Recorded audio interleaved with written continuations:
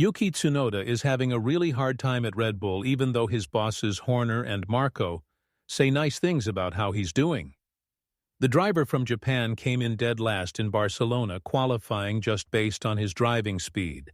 And now it looks like he might lose his job because Yuki is costing Red Bull a lot of points in the team championship. Who would be the best person to replace him and sit next to Max?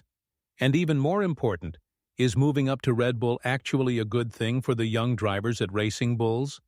Let's be honest about this. Tsunoda's driving in Barcelona made us ask a lot of questions.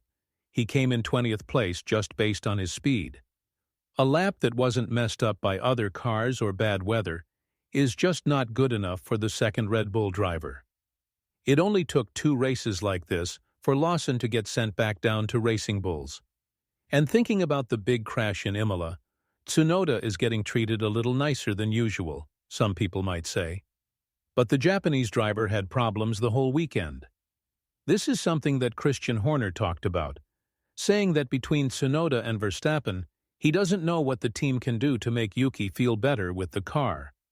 Horner also said Yuki had trouble all weekend, and we added a little more downforce to try and help him, but yeah, it's hard to understand that. So I'll have to look into it really carefully. He's going to have to pass quite a few cars to make up for that. Yuki himself was really surprised that he couldn't find more speed from the car, as many radio messages said that he was sliding around a lot, which means the back of the car wasn't gripping the road well. When your teammate is fighting to get the fastest time while you're way back in 20th place, reality hits you pretty hard. And Yuki might have to have some really uncomfortable talks with Marco and Horner, because this is not Wepi. Hi, he was brought to the team. Out of all the 10 points he's gotten in 25 so far in 8 race weekends, 3 of them came in the first 2 races when he was a Racing Bulls driver. This was supposed to be a step up, not a step down. And looking at what's happening at Racing Bulls and also Lindblad's career in F2, it's pretty safe to say that if Red Bull's experiment doesn't work out, Yuki is done with Formula One. When talking about the weird lack of speed during the Barcelona GP so far and how far behind he was compared to his teammate, Yuki said, "It's pretty tough. All week long, I tried to fix the problems as much as I could. I was saying from the first practice that I had some strange problem where the car just wasn't gripping the road at all. We tried our best to fix the problem, but I don't think we were able to cure it. Whatever we changed with the car setup, it was always kind of a mix of feelings, and it's just not giving us a step forward. It's very strange."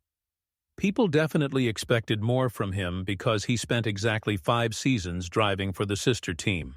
Ever since Gasly left, he's been able to beat drivers like Ricciardo and De Vries, and obviously be equal with Lawson.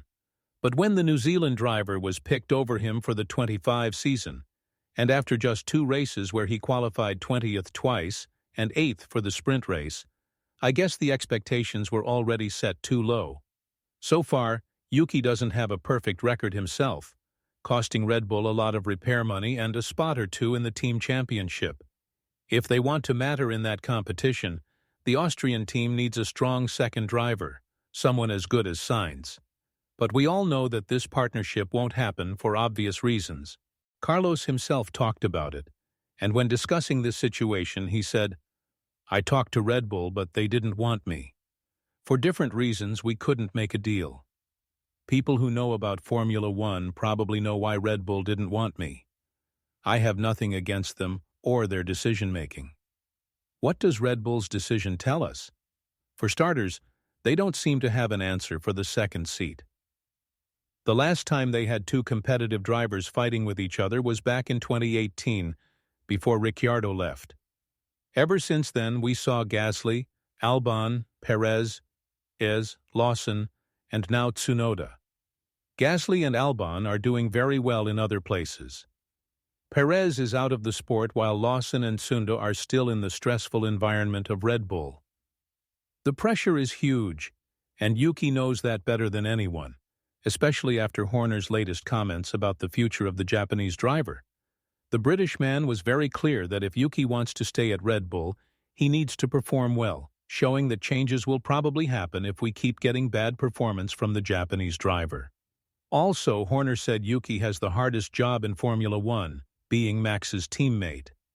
Yuki is doing okay so far, regularly getting points, but if he wants to be considered for next year, he'll have to keep getting better. The reporters weren't happy with this short answer from Horner, and he had to explain a bit more about what's going to change soon if Red Bull continues with the boring one-man team setup. This is when Horner showed his cards a little bit more as he went on to say, "Look, it's early days for Yuki. He is still getting used to things. He's been in the top 10 qualifying, scored points from the pit lane. He's had a few crashes as well, so he has a long way to go. We'll decide. We've got plenty of time on our side. I think the only thing that we can do is give him time and support and try to get a car set up that he feels confident in. Driving these cars is all about confidence, and that's what he needs to find. I think he'll get there. He is fast. He's just got to put it all together. We keep seeing glimpses of good performance. We just need to see him put it all together. I think he can do that. The plan is already known. They're going to pick Hadjar from Racing Bulls as the replacement for Tsunoda. Would this be a smart move, though? From this point of view, I don't think anyone can say. It seems like the second seat is pretty much cursed, and that drivers who get promoted are actually getting a demotion. Still, it's bad news for Tsunoda, because he won't get sent down the same way that Gasly and Lawson did. Red Bull needs to think about their future as well, and their future is in Arvid Lindblad. So, if 2012 doesn't work out between Yuki and Red Bull, I guess we can say goodbye to his F1 career. Now, I know what you guys are thinking. Is it really the driver's fault? It can't be that bad that we haven't seen a competitive teammate next to Verstappen for more than 7 years, and the drivers who failed to perform at Red Bull have gone on to be quite competitive in other places. As a contrast, Nico Rosberg talked about this matter, saying that there is no way someone can convince him that the second Red Bull car is easy to drive for any driver out there. Also, the 2016 world champion said, "Look at Max. He is in a fight for a top 2 position, and Yuki Tsunoda is dead last in the Red Bull car. Can you believe it? And who can explain to me why nobody can deal with this second Red Bull car?"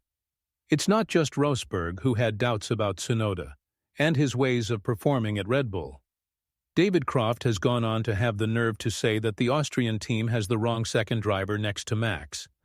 Talking about this situation more, the Sky F1 commentator said, "I think another driver could handle the difficult RB21 car. But Red Bull is not going to sign Norris or Russell or Sainz or drivers of that quality. And with all respect to Yuki, who I know is now the most experienced Japanese driver in F1 history, he is not a Lando Norris. He is a good driver, but he is not a race-winning driver yet. One day, I hope he is. And to say that he's got to get within 2 or 3 tenths of Max is a big ask, a tough ask. But Red Bull is a championship-winning team, and therefore it's not an unrealistic request for that second driver in the Red Bull car. Now, would Hadjar be smart to accept the job of a Red Bull driver if the call ever comes from Marco or Horner? From this point of view, you'd think that it is a promotion, but seeing how the other young drivers performed in the car he's supposed to take over, he might be smart to just wait things out. As everything stands, everything revolves around Max, and he has the ability to put the car in places where it doesn't deserve to be. So it would be quite hard to see any other driver out there putting the RB21 in the top 5, apart from the Dutchman. With all this in mind, what do you think about the current situation that Red Bull have found themselves in with Tsunoda? And more importantly, do you think that there will be a third driver in the team in such a short amount of time? Let us know. W in the comments below. And once you do that, make sure to check out the video that's appearing on your screen right now.